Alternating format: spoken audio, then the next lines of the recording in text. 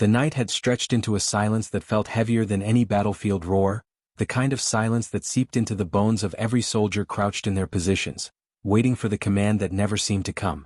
They had been told to hold, to remain patient, to wait until the green light flickered across the comms, but patience was a thin thread, and it was fraying fast under the weight of smoke, dust, and the enemy's shadow pressing closer by the hour. Along the ridgeline overlooking the ruined valley below, the company sat with their nerves wound tight as the straps on their helmets, every man and woman staring out into a world carved by artillery and fire, knowing that the next few minutes might define whether they lived to see the dawn or became another line in the casualty reports. Their radios crackled with fragments of orders that never clarified, superiors caught in hesitation as the ground forces pinned beneath enemy artillery begged for an airstrike that remained tangled in chains of authorization. And in the middle of that waiting, as the sky hung black and trembling with the weight of anticipation, a low rumble emerged from beyond the horizon, so faint at first that no one knew if it was thunder rolling off the distant mountains or the mechanical heartbeat of something built for war. Then, like a predator slipping out of the dark, it came, the A-10 Thunderbolt, low and merciless, tearing through the air without clearance, without the permission that had held everyone else in chains, a streak of defiance wrapped in titanium and fire. The soldiers had been trained to recognize the sound of an A-10, the infamous growl of its twin General Electric turbofans that sent shivers down friend and foe alike. To the green recruits it sounded ugly, even clumsy, as though the plane were more beast than machine, but to the veterans huddled in the mud below it was the sweetest promise they had ever heard, the sound of salvation arriving with no patience for bureaucracy. The ground trembled slightly as it cut across the valley, wings heavy with ordnance, its shark mouth painted wide like some monster from an older war, and at its nose the G8 Avenger cannon waited, 7 barrels of absolute truth that could chew tanks into splinters. The command had not been given, the clearance had not been signed, and yet here it was, the rogue angel of the battlefield, and for the first time that night, the company felt the breath of hope rush through them. Because waiting for orders had nearly bled them dry. Waiting had cost them men, pinned in trenches and bunkers as the enemy crept closer with armor and mortars. And waiting had meant silence from the sky, silence that had left them abandoned. But this pilot, whoever sat behind that armored canopy, had chosen differently.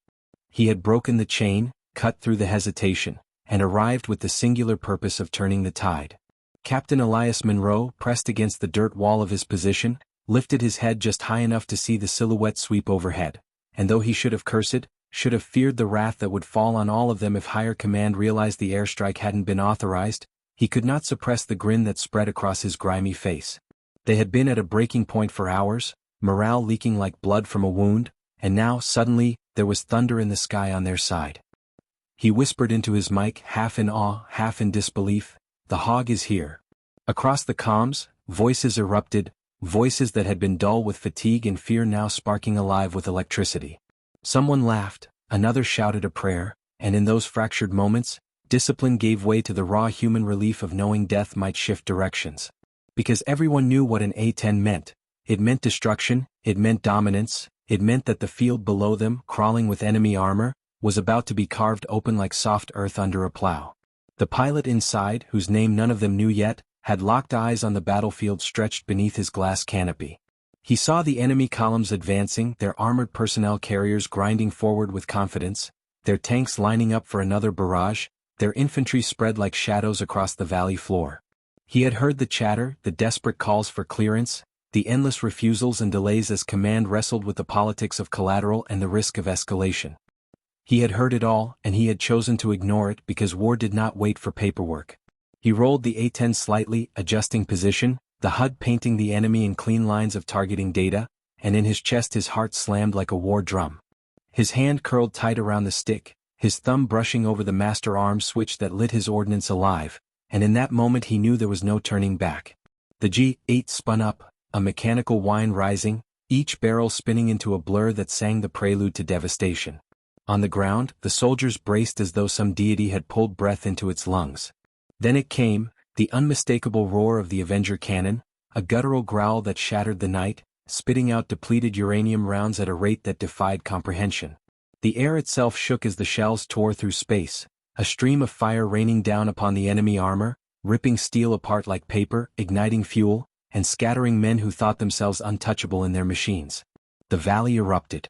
Flames clawed skyward as the first tank went up in a detonation that cracked windows miles away. Infantry scattered in chaos, their disciplined advance broken like glass, their lines shredded under the unrelenting downpour. The ground forces who had been pinned down by enemy fire lifted their heads from trenches and foxholes, their hearts pounding with the realization that the battlefield no longer belonged to the other side. Over the comms, shouts of disbelief tangled with cheers, a rising chorus of voices that fed off the spectacle above them.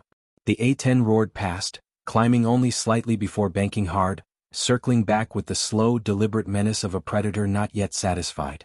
Each pass was another hammer strike on an already fractured enemy, and each strike carried the weight of defiance, of a single pilot deciding that the war belonged not to those sitting in rooms far from the smoke, but to those choking on the dust of the battlefield. Captain Monroe's heart raced with every strafing run. He had fought in enough campaigns to know the power of air support, but nothing compared to the psychological weight of an A-10 unleashed. It wasn't just the destruction, it was the way the machine embodied relentlessness, the way it shrugged off everything thrown at it, the way it roared like a beast that knew no fear. His men were standing taller now, peeking over the ridgeline, firing with renewed ferocity as the enemy scrambled. Even the rookies, the ones who had been too paralyzed to squeeze their triggers, were now pouring bullets downrange, their confidence reborn from the courage painted across the sky. And still the command to authorize never came. Still headquarters hesitated. But Monroe didn't care anymore, and neither did his soldiers. Orders be damned, they had their angel of destruction, and they would follow its lead into whatever storm awaited. The pilot lined up another pass, his eyes steady, his breathing controlled, his mind narrowed to a razor's edge. He knew what awaited him if command caught wind of what he had done, the court-martial, the disgrace, the years stripped from his career. But none of that mattered compared to the faces of the men and women fighting for their lives below, faces that would never see the sunrise if someone didn't cut through the red tape and bring fire upon the enemy now. And so he pressed on, unleashing everything the A-10 carried, missiles streaking through the night, bombs dropping with earth-shattering force, the cannon singing its iron hymn again and again until the battlefield was a vision of hell sculpted in fire and ruin. By the time he pulled back slightly, smoke veiling the valley and flames marking the wreckage of once proud armored columns, the tide had shifted so completely it was as though the earth itself had chosen sides. The silence that followed was not the silence of despair but of awe. The ground troops stared out at the devastation, their ears ringing, their hearts pounding, and in that silence they understood something deeper than strategy or orders. They understood that sometimes salvation came not from the chain of command but from the courage to act when no one else would. The A-10 circled once more, a dark silhouette against the glowing horizon, and for the men and women below, it was not just a plane. It was defiance. It was hope. It was survival. And in that moment, no one cared that it had come without clearance. Smoke still curled upward in jagged tendrils, clawing at the dark sky as the battlefield lay broken beneath the relentless wrath of the A-10. For a long moment after the last strafing run, the valley was nothing but chaos and echoes, the crackling of flames chewing through steel, the cries of enemy survivors scrambling in panic, the uneven breaths of Monroe's men as they tried to process what they had just witnessed. The silence of bureaucracy had been replaced with the fury of action, and though no command had sanctioned it, every soldier knew deep in their marrow that it had been the right decision. Yet even as relief surged through their veins, another weight pressed upon them, heavier and colder than the night wind, the knowledge that command would not see it that way. Disobedience, no matter how righteous, was a sin in the eyes of the machine that governed them. And now, with the valley burning and the enemy retreating in disarray, the shadow of consequence crept closer, a shadow that might yet swallow the man in the sky who had risked everything for them. Captain Monroe rose from the trench, his knees stiff, his eyes sweeping across the battlefield littered with wreckage. He could see the enemy pulling back, abandoning vehicles too damaged to salvage, their advance broken like a spine snapped under the weight of iron. His own soldiers began to emerge from cover, faces streaked with grime but lit with something fierce, a fire that had been absent for too long. They were alive, they were unbroken, and they had seen firsthand what one rogue decision could accomplish. Yet Monroe knew the war was far from over, not with the enemy regrouping somewhere beyond the hills, not with headquarters about to rain questions and demands, and not with the man in the A-10 now a ghost between two worlds. Hero to the ground, criminal to the brass. The radio crackled, sharp and sudden, snapping everyone's attention. "This is command," a voice bit through the static, tight with fury barely restrained. "All units report." What in hell just happened out there? Who authorized the strike? Monroe froze, his eyes flicking to the others, each man and woman exchanging wary glances. No one spoke. The radio demanded again, louder, harsher. Report, damn it. That was not sanctioned. Identify. The silence from the trenches was its own rebellion, every soldier unwilling to betray the savior in the sky. Monroe clenched his jaw, the decision hammering in his skull. He could cover for the pilot, shield him for as long as possible, but the truth was already climbing up the chain, and somewhere in the distance, radar operators and surveillance officers were piecing together what had unfolded. There would be no hiding it for long. Above them, the A-10 thundered past once more, slower now, almost lingering as though the pilot himself knew the reckoning had begun. Monroe felt a strange kinship with that silhouette, an unspoken understanding that both of them now bore the weight of choices that would ripple far beyond this broken valley. The pilot, callsign Reaper 1, kept his hands steady on the stick though his heartbeat refused to calm. He could hear the chatter on the restricted channels, command boiling over in anger, the kind of anger that came not from the wrongness of his actions but from the humiliation of being bypassed. He had violated every protocol drilled into him, had defied the authority that defined the very structure of war, and yet as he looked down at the burning wrecks below, at the soldiers now standing with rifles raised in triumph instead of trembling in fear, he felt no regret.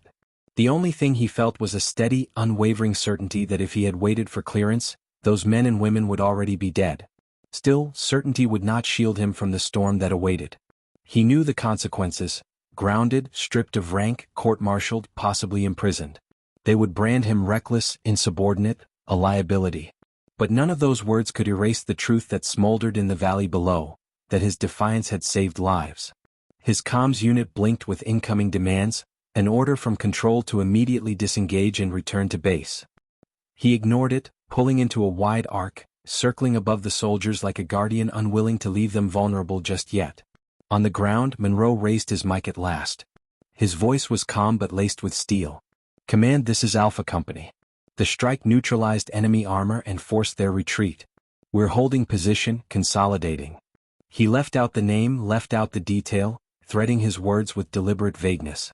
The silence that followed was electric, filled with the weight of commanders on the other end choking down their outrage in front of subordinates who had just tasted victory. When they finally spoke, it was clipped, cold, unforgiving. "Alpha Company, maintain position. Reinforcements inbound. Pilot of the unauthorized aircraft will be dealt with immediately. Do not interfere."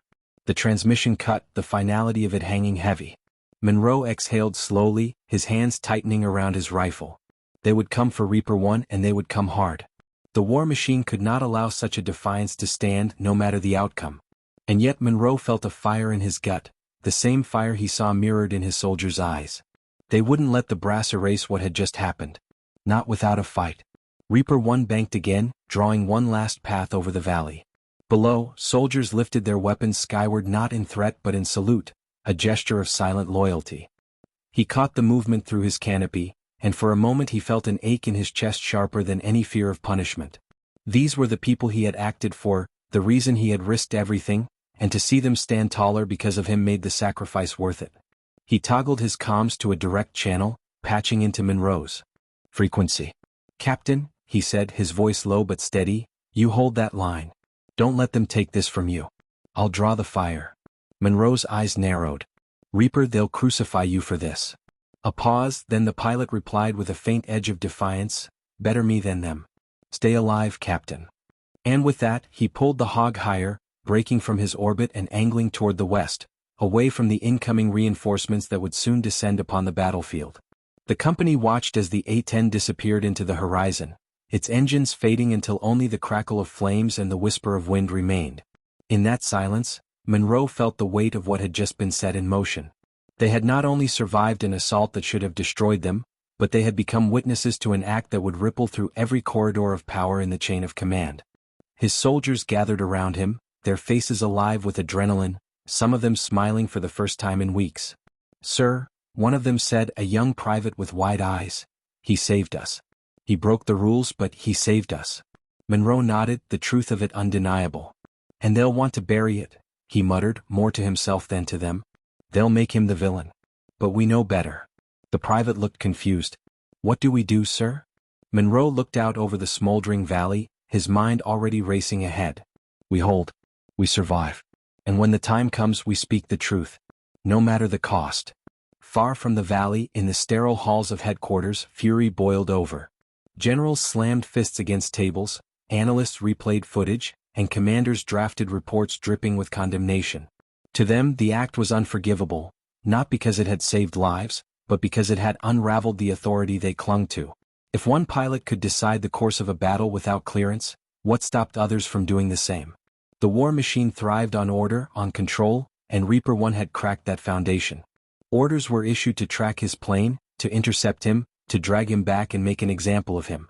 Yet amid the outrage there were quieter voices, softer but firm voices of officers who had once been on the ground themselves and knew the taste of waiting too long for help that never came. They whispered in corridors, in private briefings, that maybe, just maybe, the pilot had done what needed to be done. But those whispers were drowned beneath the roar of discipline demanding blood. In the valley, as dawn began to creep over the horizon, the survivors of Alpha Company prepared for the next wave, but their hearts carried something new, something the enemy could not crush, the memory of the A-10 that had chosen them over orders. They moved with sharper focus, their hands steadier on their rifles, their eyes burning with conviction. They were no longer waiting passively for commands that trickled down too late. They had seen firsthand what initiative, what courage could achieve, and it had lit a spark that no enemy shell could extinguish. Monroe walked among them, his voice steady as he issued instructions, but beneath his words lay an unspoken promise, that they would not let the system erase the truth of what they had witnessed. Somewhere above, beyond the horizon, the rogue pilot flew on, a hunted man already, but in the hearts of those he had saved, he was untouchable. And though command prepared its noose, though retribution sharpened its teeth, the seed had already been planted. Sometimes salvation came not from permission but from defiance.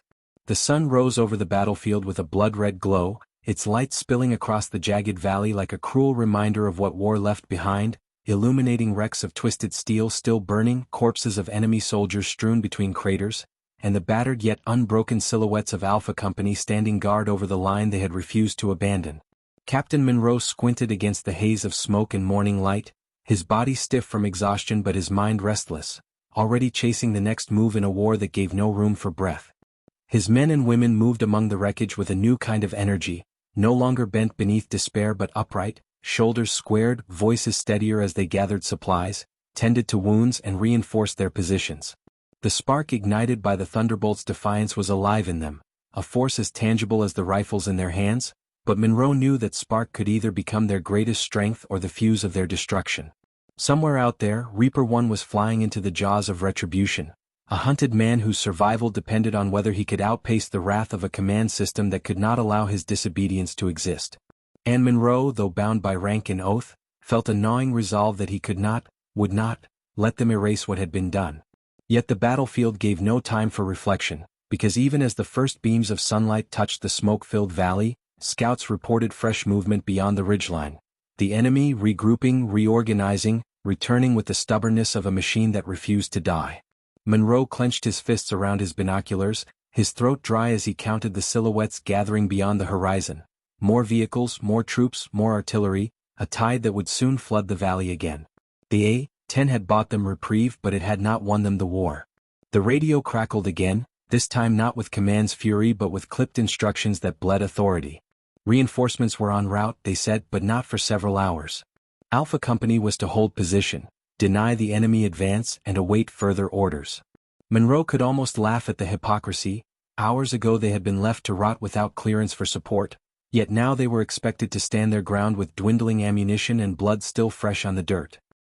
He turned toward his lieutenants, their faces drawn but attentive, and gave the only order that mattered: we hold until we can't, and then we bleed them for every inch. His soldiers nodded, not because they believed they could survive another assault, but because they had been reborn in the firestorm of the night before, and they would not go quietly into the morning. They began preparing trenches, setting mines, rigging explosives from whatever ordnance had not been spent, turning the valley floor into a trap designed to punish every step the enemy dared take. As they worked, Monroe caught glimpses of their determination, the medic patching up wounds with hands that no longer shook, the rookie rifleman humming under his breath as he loaded magazines, the machine gunner grinning like a wolf as he tested his weapons belt. They were ready not because orders told them to be, but because the A-10 had shown them what courage looked like when stripped of protocol. High above, beyond sight, Reaper 1 pushed his bird westward, flying low to avoid the radar net that would be scouring the skies for him by now. His fuel gauge ticked lower, his comms lit with demands he ignored, and his mind flickered between the battlefield he had left behind and the uncertain future racing toward him.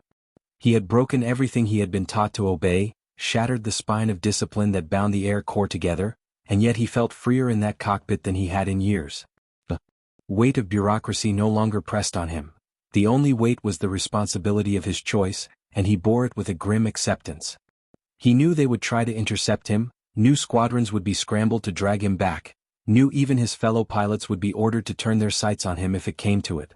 But he also knew that Alpha Company had lived to see another sunrise because he had acted, and that truth was worth every shadow now chasing him. He adjusted course, skimming the mountains, deciding with cold clarity that he would not run forever. If they came for him, he would face them, not as a renegade seeking glory but as a soldier who refused to let hesitation kill his brothers and sisters on the ground. Back in the valley, the enemy began their advance with the precision of a machine rebuilt overnight. Columns of armor rolled forward again, infantry spreading wide in disciplined lines, artillery setting up just out of rifle range, their barrels glinting under the rising sun. Monroe watched through binoculars, feeling the same dread claw at his gut as the night before, but this time there was no sudden roar in the sky to shatter it, no unauthorized angel diving to their rescue. This time it was just them. He ordered his troops into position, every trench and foxhole filled, every mine armed, every rifleman sighted on the approaching tide. The first shells screamed overhead, detonating behind their line, shaking the earth with concussions that rattled bones and sprayed dirt into the air. Monroe ducked as one landed dangerously close, showering his helmet with debris, and then he heard it, the answering chorus of his soldiers firing back, their rifles cracking, their machine guns chattering, their defiance echoing through the valley. The battle reignited, smoke and fire colliding once more, screams tearing through the din as men and women on both sides fell. The enemy pushed hard, their armored vehicles grinding over mines that sent shockwaves through the earth, their infantry charging through with cold efficiency, but Alpha Company refused to break, holding their ground with the stubborn fury of survivors who had already stared death in the face and refused to bow. The fighting stretched into hours, each minute an eternity of blood and fire, and as the sun climbed higher, the valley became a furnace of survival. Monroe found himself in the thick of it, firing until his rifle clicked empty, then grabbing another, shouting orders until his voice was raw, dragging wounded men back behind cover when he could. Around him, his company bled, but they held, their determination forged not in the promises of command but in the memory of the Thunderbolt that had refused to wait. Every time the enemy surged forward, they were beaten back by sheer grit and the traps laid in the dirt, mines shattering tanks, grenades breaking infantry charges, snipers picking off officers with ruthless precision. The ground was littered with bodies, the air thick with smoke, and still the enemy pressed on, their numbers threatening to drown Alpha Company in sheer volume. Monroe knew they were reaching the breaking point. Ammunition was running low, casualties mounting, every soldier running on fumes, and still there was no sign of reinforcements. He cursed under his breath, fury boiling as he realized command had not only abandoned them last night but seemed willing to bleed them dry this morning, perhaps hoping to erase the embarrassment of the unauthorized strike by letting Alpha Company fade into another casualty statistic. As desperation clawed at the edges of his mind, Monroe heard something faint, so faint he almost thought it a trick of memory. A low rumble, distant, growing. His head snapped up, his heart lurching, his ears straining. The sound built slowly, cutting through the chaos like the promise of thunder on a cloudless day, and then it came clearer, undeniable, the twin turbofan growl of the hog. His soldiers heard it too, heads lifting from cover, eyes widening, hope sparking anew. Monroe felt his chest tighten with a mix of awe and dread. Reaper 1 had come back. Against orders, against reason, against the entire machine hunting him, he had returned. The silhouette cut across the horizon once more, low and deliberate, wings heavy, cannon already spinning to life. The battlefield seemed to pause for a heartbeat, enemy and ally alike frozen in that moment of recognition, and then the hog roared its hymn of destruction, tearing into enemy lines with unrelenting fury. Tanks erupted in fire, infantry scattered in panic, artillery crews dove for cover as their guns were obliterated in storms of depleted uranium. The valley became chaos incarnate, and Alpha Company rose with it, voices shouting, rifles firing, courage reborn in the shadow of their guardian. Reaper 1 had chosen his fate in that moment. He was no longer just a soldier disobeying orders, no longer a man running from punishment.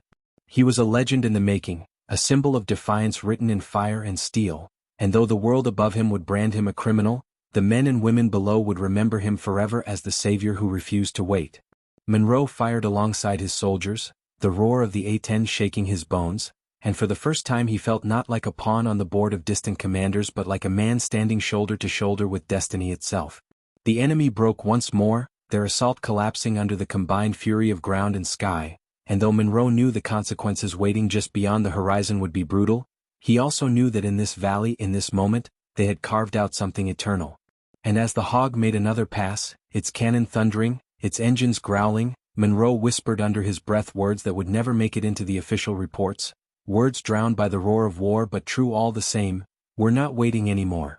The smoke still hung heavy in the valley hours after the second onslaught had been broken, drifting like the ghost of a storm across shattered machines and bodies half buried in churned earth, and though Alpha Company had stood its ground, though the enemy had once again been driven back in chaos and flame, the toll was written on every face, in every movement, in every pair of eyes that had stared too long into the maw of death. Captain Monroe stood on the ridge overlooking the battlefield, his rifle hanging limp at his side, his chest heaving as he took in the devastation. Dozens of enemy vehicles reduced to burning carcasses, fields cratered with the scars of artillery, the valley floor painted with blood both foreign and their own. His men were alive, but at a cost that would never be captured by the sterile ink of reports. They had survived 2 storms, carried not by the wisdom of headquarters but by the defiance of a single pilot who had chosen them over rules. Yet as Monroe scanned the horizon, the weight in his chest grew heavier, because he knew what came next was no longer the enemy beyond the ridgeline, it was the reckoning from the machine above him, the command that would never forgive what had transpired here. The Hog had disappeared into the distance once more after its second intervention, fading into the western sky as though it knew it could not linger, but its echo remained in the hearts of the soldiers, an echo so strong it seemed louder than the shells that had shattered the valley. And Monroe, hardened by years of war but softened by the loyalty he felt to his men, realized with stark clarity that the true battle now would not just be fought with rifles and mines, but with truth against lies, loyalty against betrayal, courage against the suffocating grip of obedience. He had no illusions. Headquarters would brand Reaper One a traitor, they would rewrite the story of this battle to erase his hand, they would paint Alpha Company as reckless fools who had been saved by reinforcements instead of a rogue angel of the skies. And worse, they might turn their wrath upon the very company that now stood alive because of that defiance, seeking to smother the memory before it spread like wildfire through the ranks. Monroe clenched his fists, his nails biting into his palms, his eyes burning not from smoke but from the cold determination that settled in his gut. He would not let them. Not while he still drew breath. The radio crackled to life again, the voice of command sharp and cold, stripped of even the pretense of concern. Alpha Company report status. Casualty count, ammunition levels, current enemy movement. Monroe gave the details, his voice even hiding the fire beneath his calm words. He knew the game. To them he was just a number on a board, another pawn to be moved or sacrificed as needed, and they expected obedience even now. But when they pressed for details about the unauthorized aircraft, demanding to know if the rogue had returned, Monroe let the silence hang just a heartbeat too long before answering. Negative visual at this time, he said flatly, his eyes scanning the smoke-filled horizon. The lie sat bitter on his tongue, but it was necessary, a shield to protect the man who had saved them twice over. Command's response was swift, icy. Be advised, Alpha Company, the pilot responsible for the unauthorized strike is now designated rogue combatant. If identified, he is to be detained immediately and turned over to military police. Reinforcements will rendezvous with your position within the next 4 hours. Hold until then. The line went dead and Monroe felt the fury boiling in his chest. Detain him. After everything, after the lives saved, they wanted him dragged back in chains, humiliated and broken as a warning to anyone else who might think to place survival above procedure.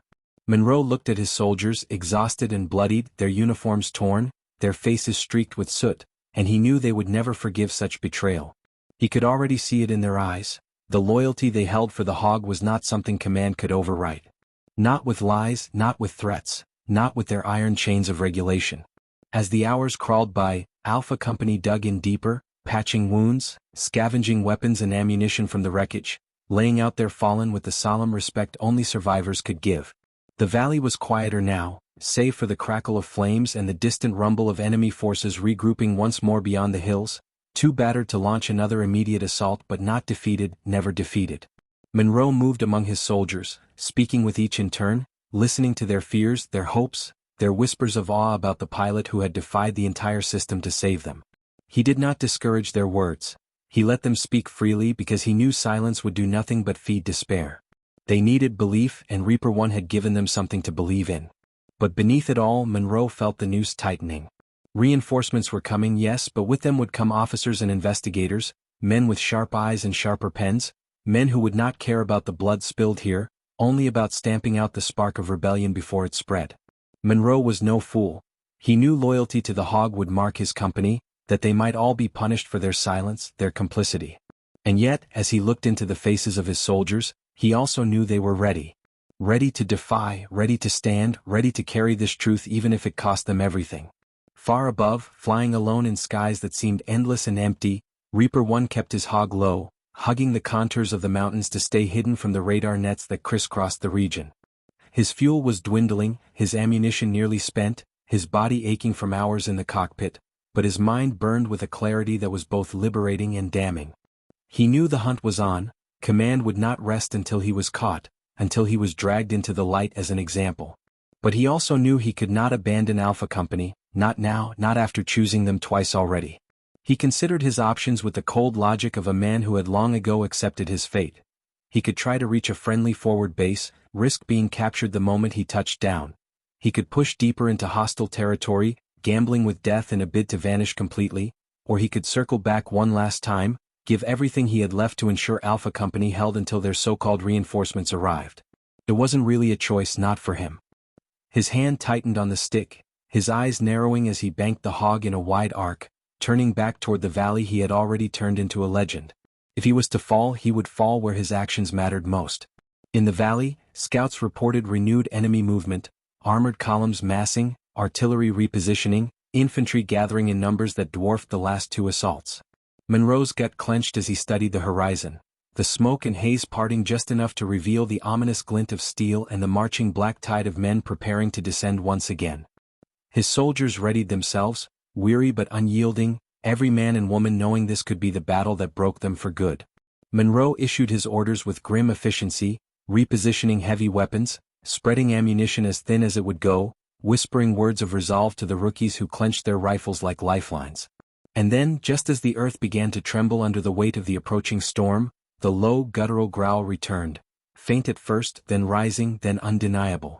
Monroe's heart leapt, his soldiers' heads snapped up, and once again the valley echoed with the sound of salvation refusing to die. The Hog returned, battered, scarred, but alive, its engines roaring defiance at the very heavens. The soldiers erupted in cheers that drowned even the thunder of the advancing enemy, their despair burned away by the sight of their guardian angel defying death itself. The third assault began under fire from both ground and sky, enemy tanks erupting in plumes of flame as the Gu-8 Avengers sang once more, infantry scattering like ants as the Hog tore through their lines with precision born of desperation. Alpha Company seized the moment, surging from their trenches with renewed fury, rifles cracking, machine guns spitting defiance, grenades and rockets lashing out at an enemy already unraveling under the relentless storm. The battlefield became an inferno of chaos, and Monroe led from the front, his voice hoarse but unyielding as he rallied his soldiers around the firestorm above.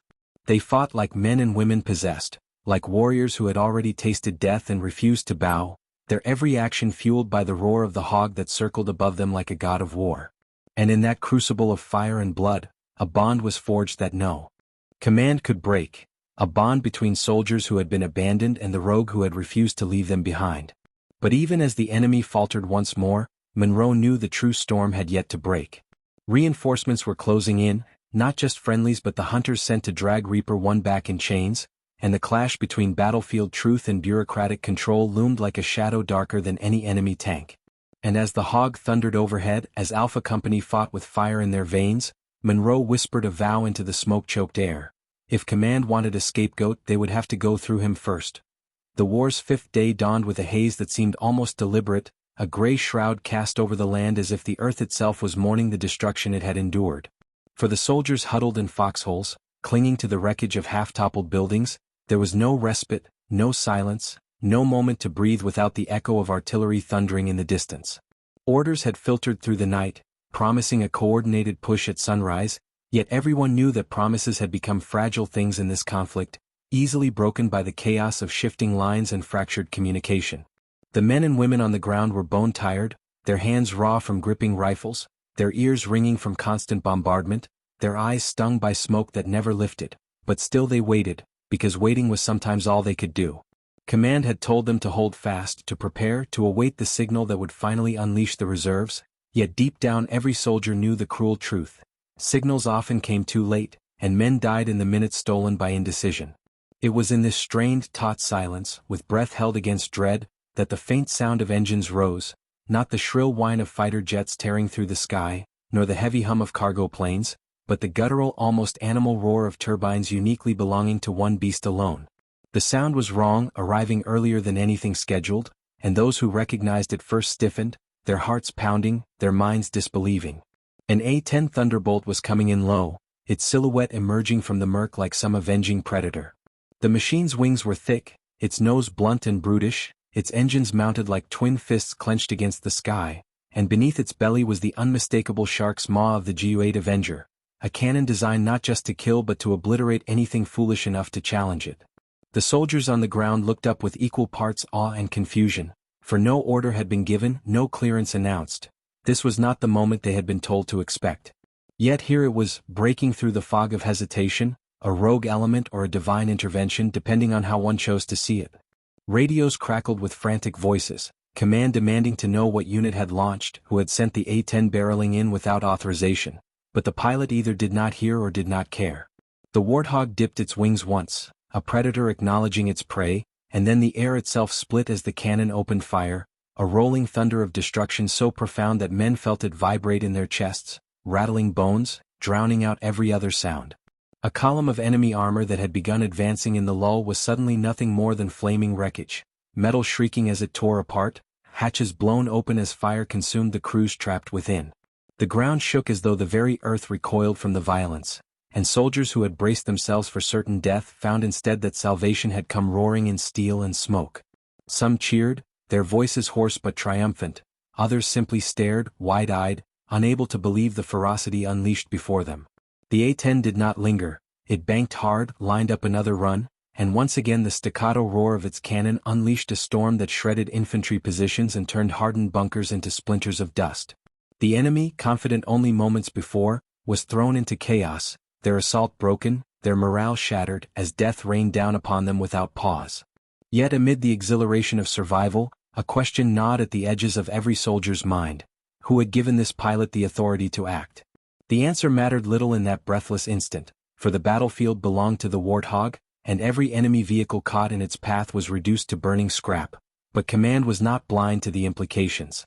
Defiance, even when wrapped in steel wings, carried consequences. Still, for the grunts in the mud, consequences were a distant worry. All that mattered was that for once, the hesitation that had so often cost lives had been bypassed by the roar of a single machine and the will of the person flying it. And so, with fire reflecting in their eyes and adrenaline coursing through their veins, the soldiers surged forward, inspired by the reckless courage of one Thunderbolt that had refused to wait for orders, its defiance transforming despair into momentum, its unspoken message clear. Sometimes survival depended not on command but on action, and sometimes victory began the moment someone chose to break through without clearance. Night fell like a curtain torn raggedly across the battlefield, and yet the thunder of what had transpired earlier in the day still reverberated in the minds of every soldier who had witnessed it. The moment when hesitation had been drowned beneath the relentless roar of the A-10 Thunderbolt, when the line between defeat and survival had been rewritten by a single pilot's defiance. The wreckage of enemy armor still smoldered in grotesque pyres, their flames casting flickering shadows over trenches where exhausted infantry tried to catch their breath, though none truly rested, because rest required peace, and there was no peace here. The air was thick with smoke, acrid and clinging, mixing with the metallic tang of blood and the faint chemical sting of spent munitions. Even the breeze seemed unwilling to wash the stench away.